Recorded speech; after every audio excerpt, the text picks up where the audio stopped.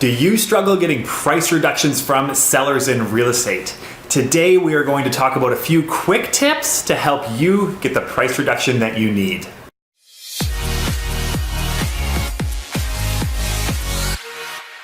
Hi there, this is Michael Montgomery with Rev Real Estate School. Today we are talking about price reductions and a few quick tips that you can use in order to increase the chances of you actually selling the listing, helping the seller sell the listing. And the reason why I say that is because with price reductions, one of the trickiest things for sellers is when you ask for that price reduction or when you let them know that this might be the best time to do so, it feels like money leaving their pocket.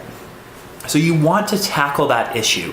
The seller is concerned that by reducing the price, they're going to take a lower price. The whole concept here, and the thing that we do need to convey to the seller, is that by reducing the price, it doesn't necessarily mean you're going to take a lower price. Instead, it's just going to put you in a better position to sell at all. So depending what your market's like, this might be quite important. Even if you're in a very hot market, knowing how to get a price reduction is extremely important. So first off, what I would recommend, send them an email, then follow it up with a call. The reason why I say this is when you send the email, you can attach information. You can give them a lot of information to think about, to chew on, and then you can have the call. I find if you just call them out of the blue and ask for the price reduction, it can be a little bit of a disjointed conversation because they could be kind of caught off guard. They're on their heels and they're trying to figure out what's the best strategy here. And usually there's emotion involved as well. So I like to send an email, information, packed with information, and then that way they can digest it and then we can have the call afterwards. When asking for the price reduction, I do recommend that you ask for it before you need it. So what do I mean by this? If you have a price reduction, if you have a place that requires a price reduction and you're thinking maybe in the next week, maybe 2 weeks that you think you'd want to start talking about it, start talking about it that week. So think about it well in advance, bring it up well in advance. Reason being is when this is asked, you may have the seller want to think about it for a few days. And then it can delay on. And if you're in a situation where you think that the price reduction should have been made yesterday, and then you ask for it today, and it takes an extra week, you run this risk of chasing a market. So as your days on market go up, your market value may come down with that depending where you're at, so you end up chasing the market down. Next, use words like positioning and market. So it's not you saying that this is what the property is worth. Instead, what you're doing is you're trying to help them see where is the best position for them to be within the market to have the highest likelihood of selling.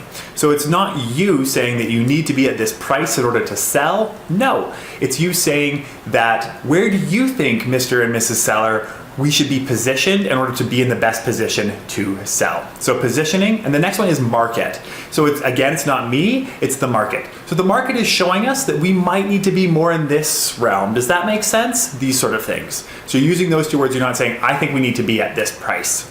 That moves into the next point. So if you're looking for a price reduction and you just bring it to a seller, sometimes the seller can think, okay, does the realtor just want to get a quick sale?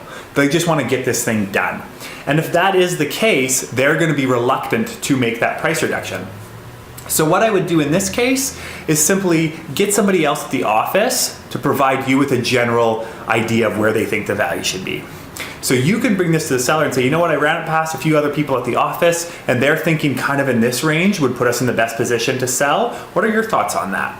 So you're using other people within your office. So it's not just you again saying that we need to be a little bit lower. It's other people within the industry saying that. Next, make sure you let them know that as odd as it sounds, making the reduction doesn't normally lead to less money in their pocket. It actually just helps them sell and increases the likelihood that they will receive an offer. This is one of the biggest sticking points for sellers, right? It's that by reducing the price, you're going to take a lower number. And naturally, yes, if you're going to reduce the price, then you're going to have to take a number that's lower than that or in that realm. But if you're overpriced, you're not going to sell either way.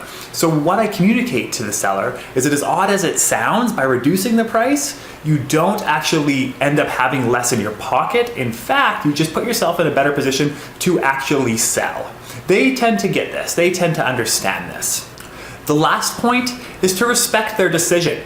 And in the email towards the end, I do put directly in there that this is coming from a place of mutual purpose and respect. So it's up to them, and I fully respect their decision. If their decision is not to reduce the price and to not adjust, that's fine. They are in the driver's seat. It is my job to provide them with the detailed information in order to make the best decision for them and their family. And that's what I've done. So I've provided them with this information, but at the end of the day, if they choose to not reduce the price, then I respect that decision, and I'm still going to go at selling this listing at 110%. Now, if you want to get the exact email that we use in order to get price reductions, feel free to go down into the description below. There's a link, it'll take you over to the exact email that we use. You can use that if you would like. Thank you very much for watching this video. Let me know in the comments below, what are your thoughts on price reductions? Do you have any little tips that you've used in order to get price reductions? Thanks again for watching. If you're enjoying these videos, please consider subscribing. We'll see you at the next lesson.